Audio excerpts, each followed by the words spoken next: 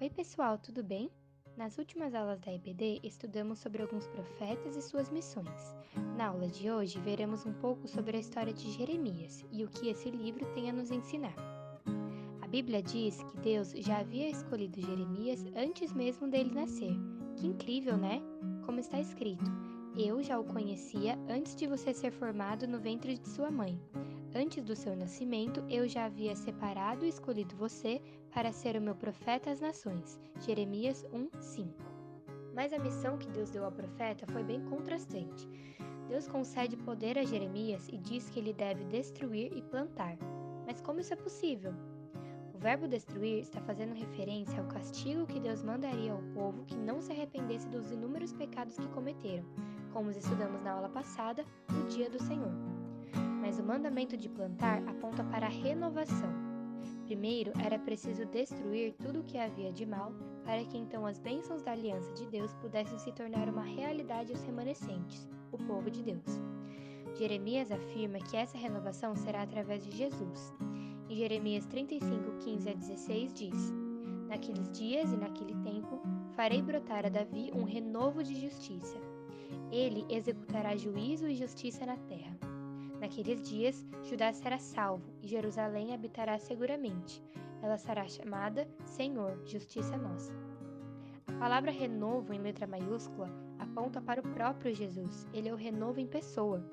Ele é descrito como sábio, justo, reto e compassivo, que governará, reinará e servirá como pastor. Realizará as promessas da aliança, julgará, libertará, restaurará e porá seu povo em segurança. Durante toda a mensagem de Jeremias, o profeta aponta para Jesus, o Messias. Jeremias foi um profeta, ou seja, um mensageiro de Deus ao povo e pregava as boas novas, a boa notícia da salvação aos pecadores. E mesmo em meio a muitas dificuldades e sofrimento, nada o impediu de continuar a proclamar a mensagem de Deus. Ele foi preso injustamente, espancado, amarrado em um tronco e chicoteado. Essa história te lembra alguma outra? A história de Jesus, né? Pois é, Jesus também pregou a palavra de Deus como um profeta perfeito, mas também sofreu na pele a rejeição do seu povo. Além de profeta, Jeremias também foi um sacerdote, como está escrito em Jeremias 1:1, e essa característica também aponta para Jesus.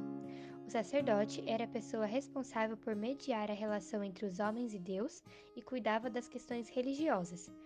Oferecia sacrifício em favor do povo para que Deus pudesse perdoá-los dos pecados cometidos e intercedia pelo povo. Jesus é o maior dos sacerdotes, o exemplo perfeito, que sacrificou a sua própria vida em favor e amor a nós, pecadores. Jesus é profeta, sacerdote e também o Rei das Nações.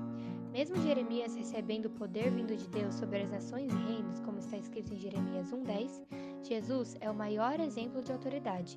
Ele exerce poder, domínio e protege o seu povo. Como foi profetizado, iria vir da linhagem de Davi, o rei que reinaria com retidão e sabedoria, o renovo de Davi. Mas mesmo sabendo todas essas características da história de Jeremias e do próprio Jesus, o que isso nos ensina? Precisamos aprender com o exemplo de Jeremias. Assim como ele fez, nós também podemos apontar para Jesus. Mas como? Para eu te explicar, quero que você pense em um objeto chamado crisol. Você conhece?